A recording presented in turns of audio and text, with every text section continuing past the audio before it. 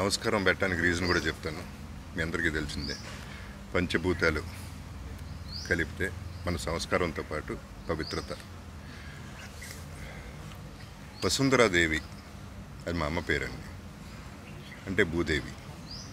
మన అమ్మనే మనం అంత ప్రేమిస్తున్నప్పుడు, అంత గౌరవం ఇస్తున్నప్పుడు, 87 లక్షల జీవరాశులకి జీవం పోసిన మన భూదేవి ఎంత గొప్పది. ప్రతిదానికి ఆక్సిజన్, ఆహారం, ఎలా బ్రతకాలి అనేది, ఎలా ఉండాలి అనేది నేర్పింది, మనకి ఇచ్చేది. ప్రాణవాయువు ఫర్ ఎగ్జాంపుల్, అది మనకు ఫ్రీగా దొరుకుతుంది, దాని వాల్యూ మనకు తెలియదండి. అందుకనే వాళ్ళ సిలిండర్లు కొనుక్కోవాల్సిన పరిస్థితి వచ్చింది. చూసి ఇంత ఖర్చు పెట్టారు, ఇంత బాగా చేశారు, ఇంత ప్యాషనెట్గా చేశారు. దీంట్లో నాకు క్లియర్గా బిజినెస్ డీల్ కనపడలేదు, ఒక ప్రేమ కనపడింది ప్రకృతి మీద. అటువంటి ప్రేమకి అంత రెస్పెక్ట్ ఇచ్చినప్పుడు నేను చెప్పాను, నేను ఉంటానండి, జస్ట్ ఇటువంటిది నాకు చాలా ఇష్టం కాబట్టి నేను చేయాలనుకుంది మీరు చేశారు కాబట్టి I will give my face to it అనేది చెప్పాను. ఒకటండి, ఇక్కడ బ్రాండ్ అంబాసిడర్ నేను ఆయుర్వేదాకి, యోగాకి brand ambassador. Not only Ayurveda, yoga, naturopathy, ఏదైనా. ఇప్పుడు అలోపతి అనేది ఒక్కటే, ఐఎమ్ వెరీ క్లియర్ అండి. అలోపతి గురించి కామెంట్ చేసేంత పెద్దనైతే కాదు, బికాస్ అలోపతికి ఉండాల్సిన గొప్పతనాలు ఆటుకున్న ఎమర్జెన్సీ వస్తే అలోపతికి వెళ్తాం. ఇప్పుడు ఇన్ని లక్షల జీవరాశులు అన్నానండి, వాళ్ళ అన్నిటికంటే క్రూరమైన జంతువు మనుషుల్లో ఉన్నారండి ఈ రోజుల్లో. అది ఎందుకంటే మనిషి ఆలోచన విధానం కంట్రోల్లో లేదు, బ్యాలెన్స్ తప్పింది. నీ భూదేవిని ఇంత ఇస్తున్న భూదేవినే మనం తొక్కుతున్నాం, ఎక్కుతున్నాం, నరికేస్తున్నాం, చెట్లు నరికేస్తున్నాం, సముద్రంలో బిల్డింగులు కట్టేస్తున్నాం. ఎందుకన్నానంటే క్రూరమైన జంతువులు ఉన్న అందరూ కాదండి, ఆఫ్కోర్స్ కొంతమంది.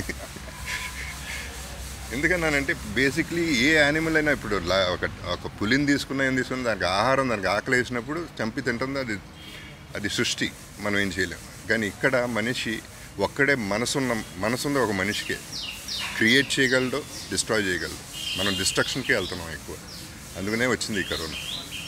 సో అది వాళ్ళని కరెక్ట్ చేసుకోవడానికి నేను ఎక్కువ యోగాని సపోర్ట్ చేస్తానండి ఈ విషయంలో. ప్రాణాయామం ఎస్పెషలీ.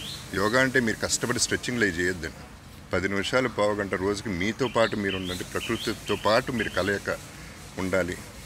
అప్పుడే మనం ఏంటనేది మనకు తెలుస్తుంది, లేకపోతే మనం తప్పులు చేసుకుంటూనే వెళ్తున్నాం. ఇప్పుడు ఎదవకి వెళ్ళి ఎవడో నువ్వు ఎదవని చెప్పడు, అది ప్రాబ్లం. అది చెప్తే వాడికి తెలుస్తున్నాడు ఎదవని. నేను గొప్ప అనుకుని ఎదవలు పెరిగిపోతున్నారు. వాళ్ళు బాగానే ఉంటున్నారు, అందరూ సఫర్ అవుతున్నారు.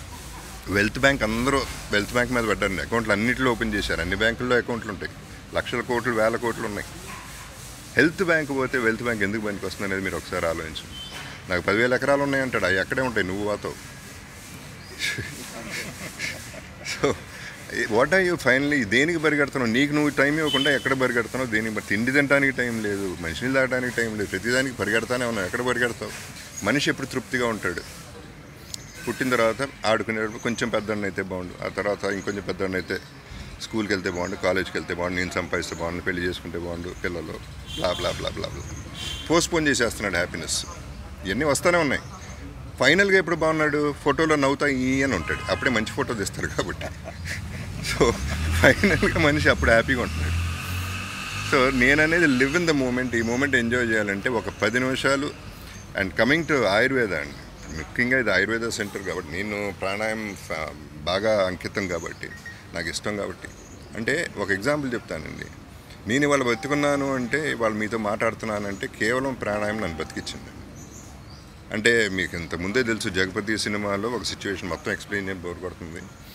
ఆక్సిజన్ లేని సమయంలో నాకు ఆక్సిజన్ లేదు, ఇంకో 10 సెకండ్లు ఉంటుందా, 12 సెకండ్లు బతుకుంటానా అని తెలియని టైంలో 30 సెకండ్లు అయిపోయింది. 30 సెకండ్లు ఏం చేశాను, ఇమీడియట్గా ప్యానిక్ అవ్వకుండా, అది కోవిడ్ పేషెంట్స్ కూడా ఇంపార్టెంట్ అండి, ప్యానిక్ అవ్వకుండా నేనేం చేశాను, ప్రాణాయామం మొదలెట్టేశాను. స్ట్రైట్ అవే ప్రాణాయామకి వెళ్ళిపోయాను.